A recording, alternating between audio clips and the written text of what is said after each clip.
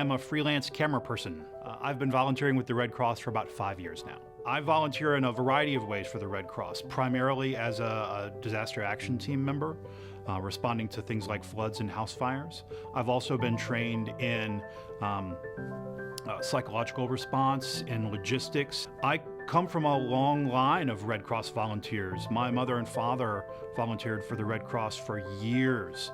My father especially was on what we call an air team and went to Guam, went to Kentucky when there were some floods there, went to California for some of the wildfires there. And because my mother and father were involved, and especially after the events of September 11th, when they came up to New York and volunteered for weeks at a time, helping with the Red Cross's response to 9/11, I was really inspired by that. I helped with the response to a disaster here close to Alexandria, Virginia, where a community had been flooded out, and a large number of people in this community were being sheltered in a school gymnasium. And this was something that had gone on for quite some time because their homes had literally been washed away. There was nothing for them to go back to. Just sort of being there at night, and a little kid would wake up and you'd go and kind of talk to them quietly and kind of get them relaxed.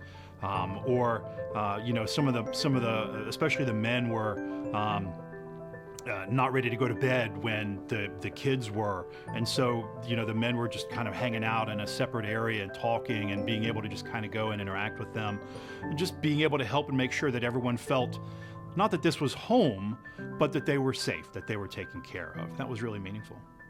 You can help out with the Red Cross by going to help somebody in the middle of the night at a house fire. But you can also help the Red Cross by doing a longer-term project on your own time.